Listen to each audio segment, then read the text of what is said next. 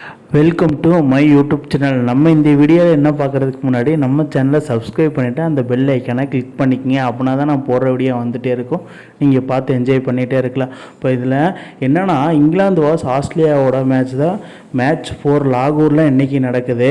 இவங்களோட as is ரிவர்லி match நம்ம எல்லாத்துக்குமே தெரியும், வேறு லெவலில் இருக்க போகுது, அவுட்ஸ்டாண்டிங்காக இருக்குன்னு நினச்சி பார்த்தா அதுக்கு பஞ்சமே இல்லாத மாதிரி தாங்க இருக்குது. போட்டு பொலன்னு பிறந்துருக்குறாங்க ரெண்டு டீமும்.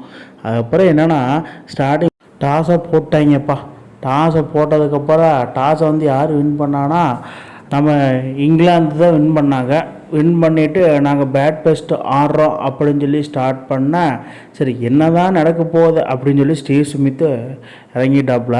ஃபஸ்ட் இன்னிங்ஸை தொடங்கினா இங்கிலாந்து இந்த பில் சால்ட்டுன்னு ஒருத்தன் எதுக்கு தான் இருக்கானே தெரியல. வர்றையா 2 6 அடிக்கிறியா, அப்புறம் கேட்சை கொடுத்து அவுட் ஆகிட்டு போகிறான். ஆனால் அதில் பார்த்தீங்கன்னா வேறு லெவலில் அலெக்ஸ் கேரி ஒரு கேட்சை பிடிச்சிட்டாப்புல. அதுக்கப்புறம் இந்த டீமை நம்ம தான் காப்பாற்றணும் அப்படின்னு சொல்லிட்டு நம்ம ஜோ ரூட்டும் பென் டக்கட்டும் நிதானமான ஆட்டத்தை வெளிப்படுத்துகிறேன்னு சொல்லிட்டு அப்படியே பிச்சிலேயே படுத்துட்டாங்கப்பா ரெண்டு பேரும். உருட்டுனா அந்த மாதிரி ஒரு உருட்டியே சாத்திக்கிட்டாங்கப்பா. ஆளுக்கு ஒரு 50, இவன் ஒரு 50, அவனு ஒரு 50. அதாவது ஜூ ரூட் இதில் எக்ஸ்பீரியன்ஸை வெளிப்படுத்தி பெண்டங்கட்டுக்குன்னு சொல்லி கொடுத்து 2 பேர் 50-50 போட்டங்காட்டிக்கு பார்ட்னர்ஷிப் செஞ்சுரி லெவலில் போயிடுச்சு. 100 ரன் அடித்த பார்ட்னர்ஷிப்பை அப்புறம் பெண்டங்கட்டு ஒரு 70-80 அடித்து போட்டாப்புல. அதுக்கப்புறம் ஜூ ரூட்டுமே நல்லா ஆடிட்டே இருந்தாப்புல. ஆடிட்டே இருந்த சமயத்தில் என்னன்னு தெரியல, ஒரு 69 ரன் எடுக்கும்போது டக்குன்னு அவுட் ஆகிட்டாப்புல நம்ம ஜாம்பாவோட ஓவர். அதாவது நீ எப்படி எக்ஸ்பீரியன்ஸோ அதே மாதிரி தானே நம்ம ஜாம்பாவும் எக்ஸ்பீரியன்ஸு. அப்போ பொறுமையாக ஆடணுமா இல்லையா, அதெல்லாம் தெரியாது, அடிப்பேன்னு சொல்லிட்டு டக்குன்னு ஜூ ரூட்டு அடித்து அவுட் ஆகிட்டாப்பா எல்பிடபிள்யூ. அதுக்கப்புறம் ப்ரூக் எப்படி அடிக்க மாட்டியா, நம்ம தான் அடிக்கணும் அப்படின்னு சொல்லி பொறுமையாக விளையாண்டான். டக்கட்டு போட்டு ஓடணும் பொழந்து அதில் நிதானமான ஆட்டத்தை ஆடி 100 ரன் அடித்து போட்டாப்புல.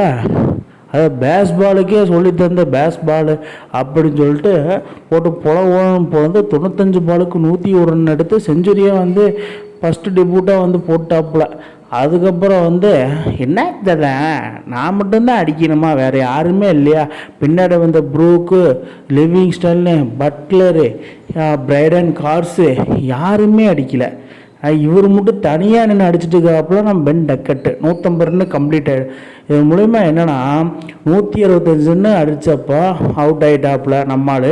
The highest score in ICC champions trophy in history.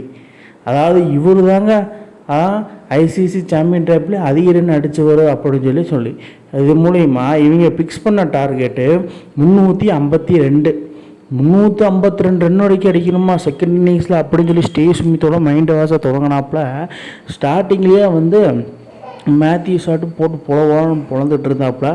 அவருக்கு ஆப்போனண்ட்டாக இருக்காமல் நம்ம ட்ரிவர்ஸ் கிட்ட 6 ரன்லேயே அவுட்டு. நம்ம ஜப்ராச்சர் வீசின போல. அதுக்கப்புறம் பின்னாடி ஸ்டீவ் ஸ்மித்தும் அவுட்டு. என்னடா வரம்போன்னு அவுட்டு. சரி மார்னஸ் லம்சேனை அடித்தே ஆகணும் அப்படின்னு சொல்லி பொறுமையாக விளையாண்டுருந்தான். மார்னஸ் லம்சே பாலுக்கு பால் ஆடிட்டுருந்தான்.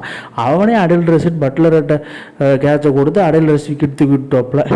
என்னடா மார்னஸ் லம்சேனுக்கு சோதனை அந்த மாதிரி தான் இருந்தது. அதுக்கப்புறம் நம்ம மேத்யூ ஷாட் நல்லா ஆடிட்டு இருந்தாப்புல. போட்டு போந்துட்டு தான் இங்கிலாந்து போல. லிவிங்ஸ்டனில் ஒரு பவுலர்னு சொல்லிட்டு அவங்ககிட்டயே கேட்சை கொடுத்து அவுட் ஆகிட்டாப்புல. வேறு லெவலில் பவுலிங்கையும் போட்டாப்புல நம்ம லிவிங்ஸ்டன்.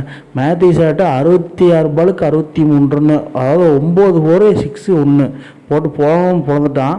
அதுக்கப்புறம் இதுக்கு ஒரு எண்டே இல்லையா அப்படின்னு சொல்லி இங்கிலாந்து பவுலர்ஸ் கேட்க, இங்கிலாந்து கேப்டன் கேட்க, எண்டு இருக்குது, நாங்கள் இருக்கோம், கண்டிப்பாக சேஸ் பண்ணுவோம், அதெல்லாம் ஒரு டார்கெட்டாக கேரியும் இங்கிலீஷும் போட்டு பொழந்துட்டாங்க. இந்த எண்ணெய் சட்டியில் வறுத்தெடுக்கிற மாதிரி இங்கிலாந்து பவுலர்ஸை போட்டு வருன்னு வறுத்தெடுத்துட்டாங்கப்பா.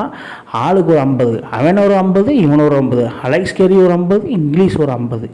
என்னடா இது, பாலுக்கு பால் ஓட்டு இவனோட பார்ட்னர்ஷிப்பு 100 ஆகிப்போச்சு. ஐயோ சாமி காலை கொடுமை கதிரவா அப்படின்னு சொல்லி பட்லரோட மைண்ட் வாய்ஸ். ஜூர் விட்டு எங்கே போனான்னு தெரியல. அதுக்கப்புறம் போட்டு ஜிவஸ் இங்கிலீஷ் நான் இருக்கேன் அப்படின்னு சொல்லி ஒரு 50 போட, அதுக்கப்புறம் போட்டு போடவும். அதாவது ஒரு ஃபியூர் சைடு இந்தியன் பேட்ஸ்மேனில் ஸ்பின்னுக்கு எதிராக இவங்களுக்கு பெரிய வீக்னஸ்ஸு. பட் ஸ்பின்னை வந்து இறங்கி ஆடினாங்க. ஸோ அதுக்கப்புறம் அலெக்ஸ் கேரி 69 ரன்கள் எடுத்தப்போ 8 4 அடிச்சிருந்தார். எடுத்தப்போ என்ன ஆயிடுச்சு, டப்புன்னு அவுட் ஆகிட்டாப்புல நம்ம பிரேடன் குவார்ஸோ. ஏன்னா இவர் 6 ஓவரில் வந்து கிட்டத்தட்ட 50 ரன் கொடுத்துருந்தாரு. டக்குன்னு வந்து பட்லர் உன்னை நம்புறப்பா அப்படின்னு சொல்லி வா அப்படி பாலை வீச அப்படின்னு சொல்லி டப்புன்னு ஒரு விக்கெட்டை தூக்கி விட்டாப்புல பட்லர்கிட்ட கேட்சை கொடுத்து, அதுக்கப்புறம் பொறுமையாக அப்படியே நம்ம தான் வந்து வின்னிங் நாக் பண்ணிடணும், வின்னிங் மூமெண்ட்டை கிரியேட் பண்ணோம் ஆஸ்திரேலியாவுக்கு அப்படின்னு சொல்லி ஜோஸ் இங்கிலீஷு போட்டு பொழந்து 104 ரன்னு 77 பாலுக்கு. அதில் வந்து கடைசியில் 6 அடிக்கிறாப்புலைங்க. ஸ்கொயர் லெக்கில் ஒரு 6, லெக் சைடில் ஒரு 6, அப்புறம் வந்து ஸ்வீப் ஷாட்டு பேடல் ஸ்வீப்பும்பாங்க, அதில் ஒரு 2 6 போட்டு டீமை வந்து ஜெயிக்கிற அளவுக்கு கொண்டு போயிட்டாப்புல. வேறு லெவலில் பட்டை கிளப்பி இங்கிலாந்து அணியை பொட்டலம் பண்ணிட்டாருன்னு தான் நான் சொல்லுவேன். இது ஒரு மைல் ஸ்டோன்னு கூட நான் சொல்லுவேன். ஜோஸ் இங்கிலீஷுக்கு ஃபஸ்ட்டு ஓடிஐ செஞ்சுரி இது. அதுவுமே இது ஐசிசி சாம்பியன்ஷிப்பில் ஓப்பனிங் மேட்ச்சில் கொண்டு வந்தது வேறு லெவலில் வந்து பண்ணியிருக்கலாம். இது வந்து ஸ்டீவ் ஸ்மித்தோட கிரேட் கேப்டன்சி தான் குறிக்குது. பின்னாடி வந்து இவருக்கு உறுதுணையாக இருந்த மேக்ஸ்வெல்லு பாரபட்சமே பார்க்கலைங்க. இங்கிலாந்து பவுலர்ஸை போட்டு பொழந்து தள்ளிட்டாப்புல. நான் சும்மாவே நான் வந்து அடிப்பேன். இன்றைக்கி ஃபார்மில் வேறு இருக்கிறேன் நான். ஏன்னா ஏற்கனவே நான் பிக் பேஷ் T20 போட்டு பொழந்து எடுத்துட்டு தான் நான் வந்திருக்கிறேன். இதெல்லாம் ஒரு டார்கெட்டாக, இதில் வேறு வரம் பொருநாள் அடிக்கிறியா, நான் அடிக்கலைன்னா நல்லா தான் இருக்கும் அப்படின்னு சொல்லி என்ன பண்ணிட்டாப்புல போட்டு புலந்து தள்ளிட்டாப்புல. என்னடா இது, கடைசியில் வந்து நம்ம ஆஸ்திரேலியா அணி வின் பண்ணிட்டாங்க. Australia win by 5 wickets. 350 ரன்னையும் அடித்து இங்கிலாந்து அணியினால் வெற்றி பெறவுள்ள. இதுக்கு என்ன காரணம், இங்கிலாந்து பவுலர்ஸ் சரியில்லைன்னு தான் நான் சொல்லுவேன். 356 ரன்னை 47 ஓவர்லேயே அடித்து மேட்சை முடிச்சுட்டாங்க. இதன் மூலயமா பாயிண்ட்ஸ் டேபிளில் 2 பாயிண்ட்டு கிடைக்கும். இப்படியே அடித்தாங்கன்னா கப்பை அடிச்சுட்டு போயிடுவாங்க நம்ம ஆஸ்திரேலியா அணி. சொல்லவே வேண்டாம், அவங்கள பற்றி நம்மளுக்கு எல்லாத்துக்குமே தெரியும். ஏகப்பட்ட வேர்ல்டு கப் வச்சுருக்காங்க ஐசிசி டிராஃபி. இந்த வீடியோ உங்களுக்கு பிடிச்சிருந்தா மக்களே நம்ம வீடியோ கீழே கமெண்ட் பாக்ஸில் கமெண்ட் பண்ணுங்க.